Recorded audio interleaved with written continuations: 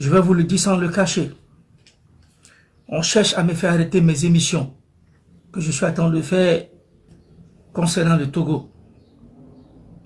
Et c'est mon avocat qui vient de me dire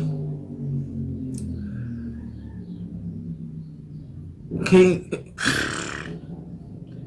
je ne veux pas vous le cacher, hein, qu'ils sont en train de préparer une commission. Il vient d'avoir 2 appels du côté du Togo à travers l'un des chancelleries africains en mettant la pression. L'État sénégalais ne prend pas en compte ce qu'il raconte. Mais je tiens juste à vous dire que je vais continuer. On est à temps de mettre la pression, je ne vais pas vous le mentir, il faut que je vous le dise. La pression attend de monter tellement que on cherche aussi du côté du Sénégal pour que j'arrête le live. J'arrête mes émissions. Mon avocat vient de m'appeler pour me faire signaler que dès que j'allume ma caméra, encore ce qu'ils m'ont dit, parce que ces 2 jours, si vous ne m'avez pas vu, normalement, je devais revenir pour une continuité. Mais la pression est en train de monter, ils sont en train de monter. Mais fort et soit Singbe, je veux te dire une seule chose pour que tu comprennes mieux. Pour que toi et moi on se comprenne. Et dis aux panélistes, aux chefs africains qui nous reçoivent, vous allez beaucoup m'excuser pour les appels que je... Parce que c'est important, il faut que je discute. Il y a quelqu'un qui attend de me dire, salutations mon cher Mohamed Loun, courage, sois prudent. Ça c'est l'un des doyens de la presse togolaise, M. Carlos Ketoro. Chers invités togolais, excusez-moi, je vais faire un peu un virage. J'invite chaque Togolais et ami du Togo d'aller s'enquérir de l'actualité togolaise et de l'Afrique tout entière. Je suis l'un des fils togolais qui est persécuté en tant qu'un écrivain, journaliste éminent togolais, qui s'appelle Carlos Ketoro. Allez-y sur sa page, abonnez-vous en masse. Il parle du monde panafricain. Il parle des dessous du système de la France-Afrique, les dessous du système de la gouvernance criminelle qui vit au Togo. C'est l'un des journalistes qui s'appelle Carlos Ketoro. Abonnez-vous pleinement. Allez-y sur sa page, je vous en supplie. Encouragez, il fait un travail énorme. Il est aussi rescapé de ce régime en matière d'emprisonnement, d'injustice, parce qu'il n'a qu'une seule âme, qui est son bic. Il écrit pour dénoncer, il écrit pour s'exprimer. C'est un journaliste d'investigation internationale qui a eu la chance de faire beaucoup de travail pour le Togo à travers le monde. Carlos Ketoro, chers Africains, intéressez-vous à lui. Il y a aussi notre frère que vous le connaissez déjà, Fedinaïté, qui fait un travail subliminal pour le peuple togolais. Essaye d'encourager le combat de l'un de notre frère, Carlos Ketoro, un journaliste éminent, écrivain en même temps de l'actualité du monde entier. Respect doyen, Carlos Ketoro, merci d'avoir passé dans ce live, je te passe le salut et bonne continuité. Merci. Alors, j'aimerais juste vous dire, fort, ça c'est à toi j'adresse ce message. Et j'aimerais que tu comprennes une seule chose. C'est pour ton propre bien. Tu sais, moi, je t'ai dit, le monde de la corruption, moi, Mohamed, je ne suis pas à l'intérieur. Tu n'as pas d'argent pour m'acheter. Et un homme, on ne l'achète pas. C'est ça que tu ne comprends pas. Je pense qu'il y a les valeurs de la vie humaine qui t'échappent un peu. Et j'aimerais te faire un rappel pour que tu puisses mieux comprendre. Parce que dans le milieu carcéral, tu n'as pas eu l'opportunité à m'acheter. Ça, c'est un. Dans le milieu carcéral, tu n'as pas eu à m'acheter. Ça veut dire le moment où j'étais en prison, à ta possession, que tu as fait tout ce que tu pouvais y faire, mais ma vie, le bon Dieu t'a pas autorisé à le prendre, fort, fais très attention. Vous allez beaucoup m'excuser. Je tiens à te le dire fort. Je vais enlever mes habits encore une seule fois pour te mettre en garde. Je porte les blessures de tes crimes. Fort et Swazina Mnyasingbe. Chers panélistes, excusez-moi. Fort et Swazina Mnyasingbe. Je porte les blessures de tes crimes organisés. Je porte les blessures de la torture. Je porte les blessures du crime de tout ce que tu m'as fait dans le monde carcéral. Chacun, vous voyez tout mon corps. Je porte l'électricité. Électrocuter une personne. Je l'ai tout vécu de ta part. Fort, j'ai pas peur de toi. Arrête. Fort, j'ai pas peur de toi. Arrête. Arrête.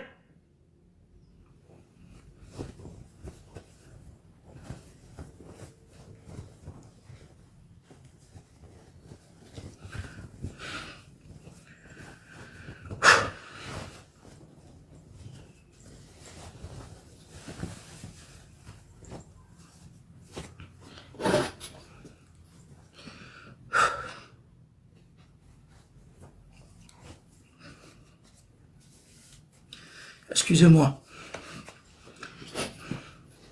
Fort Gnassingbé, j'ai une chose à te dire. Il faut arrêter. Arrête le plus vite possible. Je veux juste te faire savoir. Et c'est pour une dernière fois. Je veux que tu le saches que arrête. Arrête, c'est pour ton propre bien. Je veux que tu arrêtes, c'est pour ton propre bien. Moi, j'ai assez souffert, j'ai tant souffert. Mais essaye. Puisque tu n'as pas le respect pour ta personne. Tu ne te considères pas. Moi, je ne te considère pas comme un chef d'État. Il faut que ça soit très clair pour toi. Moi, Mohamed Loum, je ne te considère pas comme un chef d'État. Ça, retiens-le très bien. Retiens-le très très bien. Mais cesse d'appeler Maître Silla. Cesse d'appeler Maître Bamba. Arrête, je veux que tu arrêtes. C'est pour ton propre bien. Parce que tu ne pourras rien me faire. Comme je viens de te le dire, j'étais entre tes mains. J'étais entre tes mains. Pendant 5 bonnes années dans le milieu carcéral. Tu as fait ce que tu pouvais faire. Je n'ai jamais volé.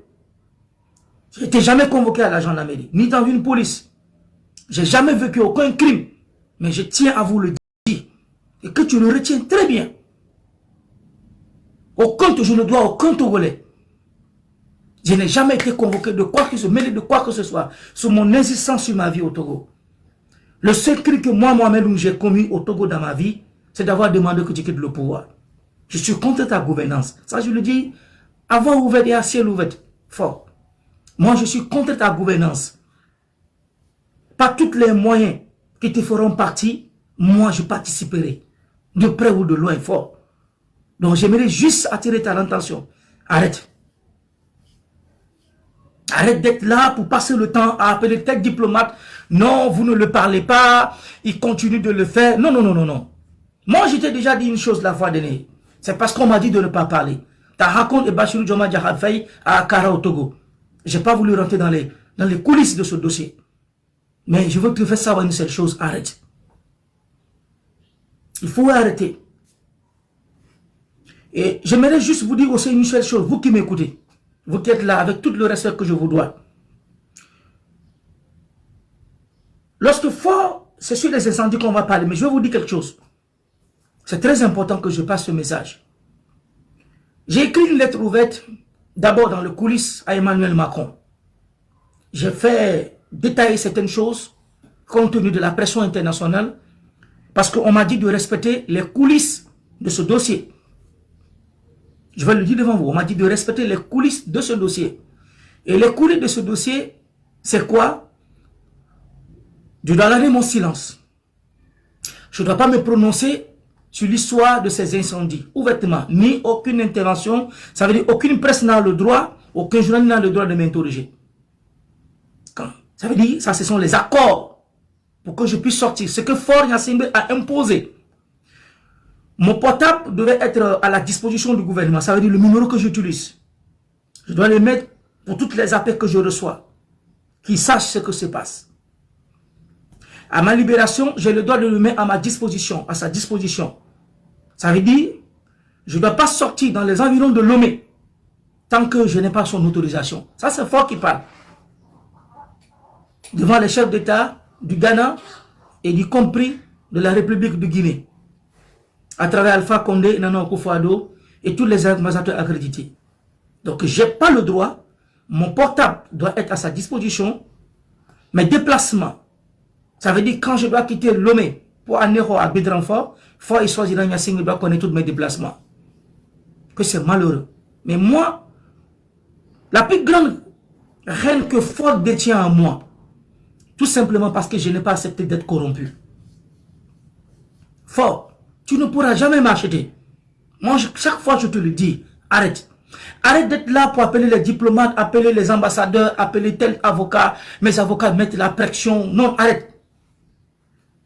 Parce que moi, j'étais une fois dit, et je continue de le dire devant les Africains et les Togolais, j'arrêterai, moi je dis, je pèse bien mes mots, j'arrêterai de garder le silence le jour qu'une juridiction soit mise en place pour que toi et moi.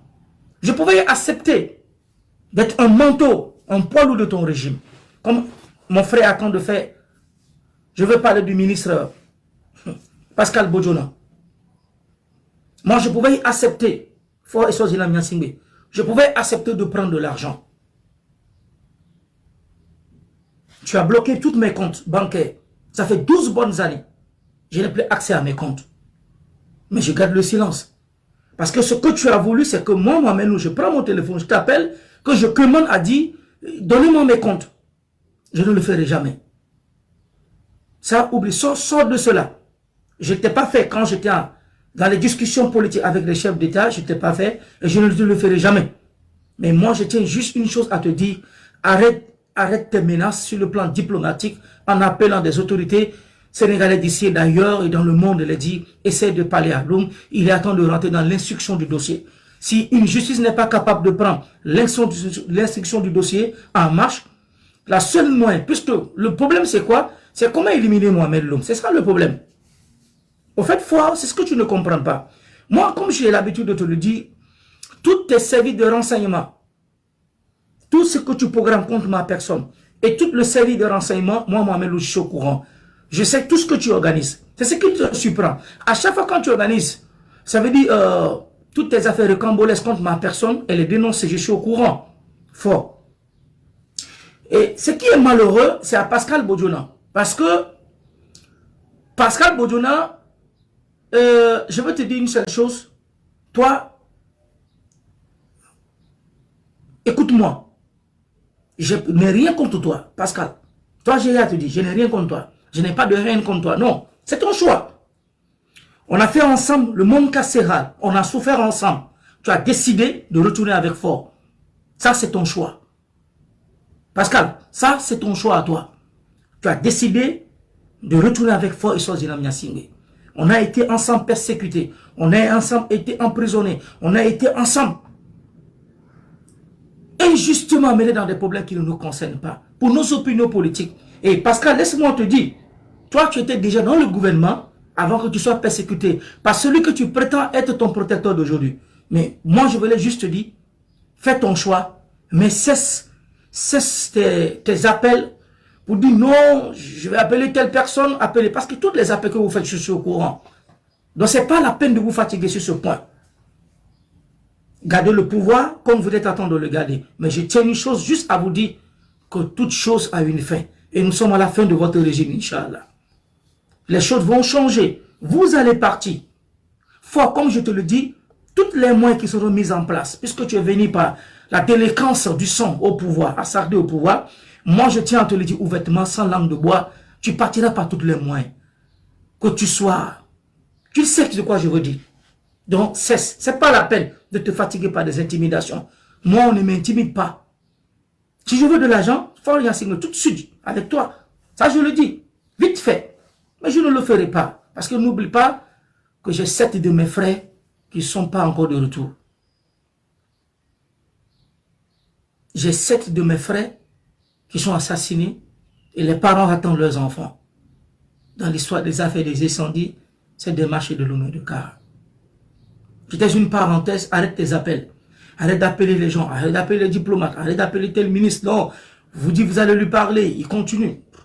Qu'est-ce que tu veux? Je veux continuer. Le Sénégal est un état de droit, arrête. Donc ne te fatigue pas. Sur la question des affaires des incendies, j'essaie d'évoluer, de rentrer dans le milieu, dans les coulisses de cette affaire. Au peuple togolais et à l'ensemble des amis d'Afrique, d'ici et d'ailleurs. Jiba Bahara, tu sais, il faut que tu comprennes une seule chose. Jibé, Fort ne va pas te toucher. S'il te touche, on ne récolte que ce qu'on a semé.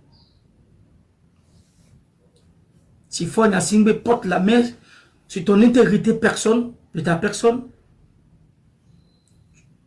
tu as mérité de ce que tu veux. Mais moi, je suis en train de dire tout juste au peuple togolais et à la face du monde, ma part de responsabilité des coulisses, des affaires des incendies avec les chefs d'État africains, ce qu'on a tous vécu ensemble. J'ai eu à aborder la fois dernière l'histoire des affaires des incendies, celle des marchés de Lomé du Kara. Sans vous mentir, depuis 3 jours, mon frère ne dort pas. Ça, je vais vous le dire. Bahara ne dort plus. Et parce que tout simplement, je suis rentré dans l'un des coins les plus sensibles de ce dossier, de l'histoire des affaires des incendies, celle des marchés de Lomé de Kara.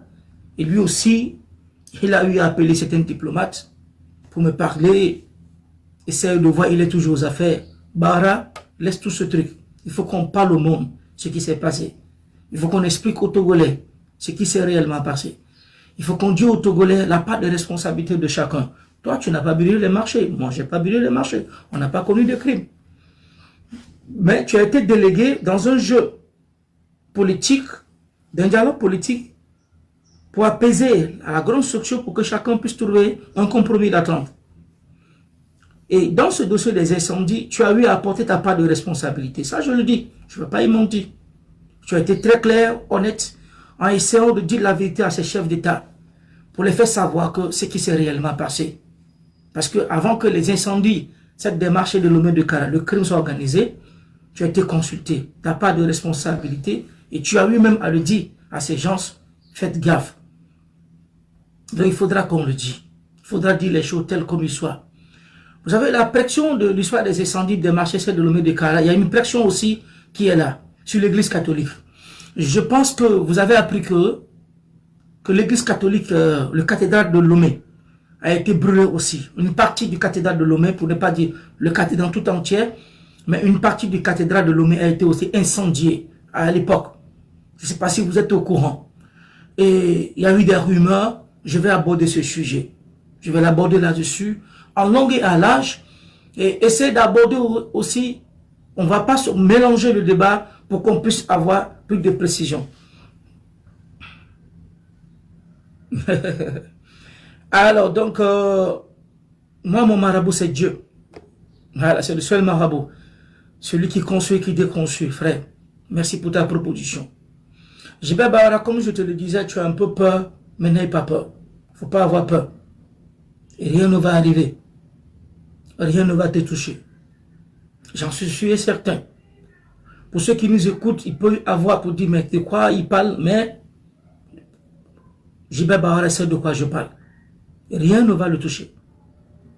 S'il faut emprisonner aujourd'hui Djibé Bahara pour mes propos que je tiens de trahison, dans l'histoire des affaires des incendies, ces coulisses, je tiens à vous dire, je ne vais pas vous dire ce qui va arriver, seul Dieu sait ce qui va arriver, mais je tiens à vous le dire, soyez serein et restez calme. Mais Djibé Bahara, j'essaie de te faire comprendre tout juste. Il faut qu'on dise la vérité au peuple togolais. Tu as choisi ton camp de rester avec Foy Swaziland Nyasingbe. C'est ta position et je la respecte. Mais en ce qui concerne, quand on dit un crime d'État, on a le droit à faire parler à la face du monde au peuple togolais, de les faire dire ce qui s'est passé. Donc dis, je tiens à te le rassurer, à te faire savoir que Bahara, garde ton sang-froid. S'il faut, il va t'assassiner, il va t'empoisonner. Il n'y a pas de problème parce que j'ai écouté tes cris de cœur, tes peines quand j'ai fait ma sortie à travers Maître Aïssou, du côté de la France et le diplomate Maxinger, pour le faire parler, de parler avec moi, qui sont les amis de Fort qui ont fait, qui sont mêlés dans ce dialogue politique. Donc, ils m'ont transmis ton message, mais je tiens à te le dire, tes messages ne me font ni chaud ni froid, Bahara. Excuse-moi de te le dire, mais il faudra qu'on dise la vérité, et rien que la vérité. Et j'en souhaiterais de ta part de dire à Fort Nyasingbe de faire sortir ce dossier le plus vite possible, et y en parler. Je parlais de la raconte entre tout à l'heure, de passage, son dernier voyage qu'il a effectué en France. Et à travers mes avocats, j'ai pas voulu en parler, mais j'ai eu l'autorisation de le dire, ce que Emmanuel Macron a essayé de parler à Foy Swaziland Nyasingbe sur l'histoire des incendies des marchés de Lomé de Kara quand il était en France. Et je pense que le président français, j'ai eu à dire, à appeler, à communiquer. Si j'arrive à toucher toutes les chancelleries, peuple togolais, je vous respecte, c'est grâce à vous. Ça, je le dis, sans animosité, ni pour ceux qu'on fait la poitrine. J'ai eu à soulever, à travers le directeur de cabinet du président, à envoyer des lettres, envoyées par mes avocats, à en parler, quand Fort était en France. Et il y avait beaucoup de points que j'avais soulevés. Et on a essayé, ce dossier des incendies, Emmanuel Macron a essayé de parler avec Foy Swaziland Nyasingbe. Il y a eu une pression qui est là-dessus.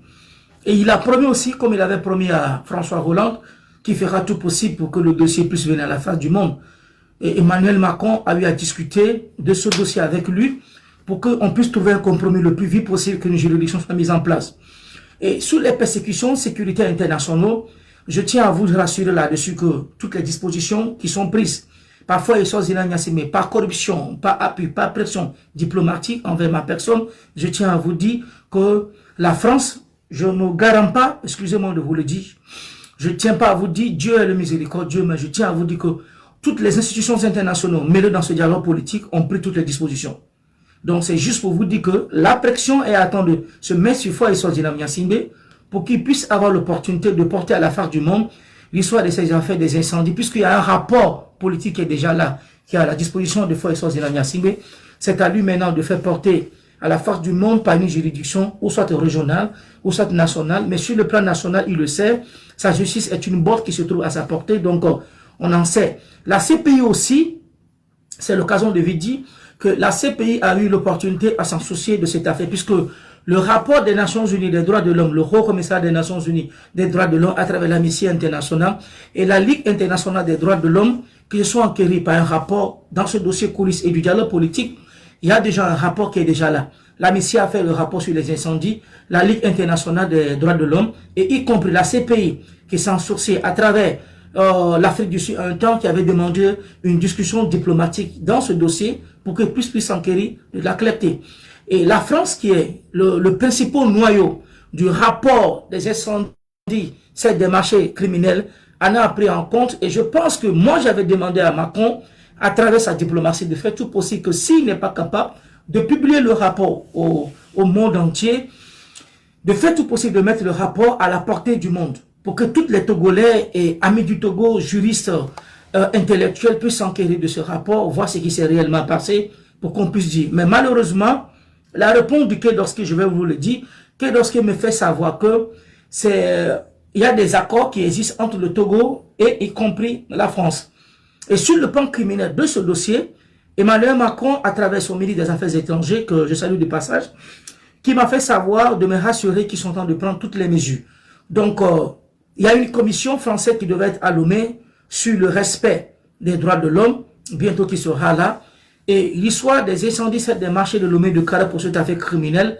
Ce qui m'est revenu comme réponse est de dire que de mes patienter, qui feront tout possible quand les dossiers seront discutés. Donc, la mesure d'une juridiction est une pression internationale par toutes les juridictions internationales qui sont en train de faire tout possible pour qu'on puisse mettre à la portée, à la face du monde, l'histoire des incendies, pour qu'on puisse juger pour une bonne fois pour toutes. Puisque je ne sais pas ce qu'il fait. Pourquoi fera-t-il peur? Au fait, c'est ça le problème. Moi, j'essaie de faire tout possible à travers mes avocats, que je salue de passage. Merci pour tout le travail que vous êtes en train de faire mettre et qui est dans ce live. Merci pour tout. Je m'incline devant vous avec toute considération que, je ne sais pas, moi j'ai eu à demander à Macron, à travers son directeur de cabinet, je n'ai pas parlé avec lui directement, il faut le dire, mais son directeur de cabinet, son ministre des Affaires étrangères, pour essayer de être plus clair, pour qu'on puisse faire vite, pour que ce dossier puisse avoir, le rendez-vous ait lieu. Donc c'est ça. Donc c'était juste un éclaircissement sur ce point diplomatique.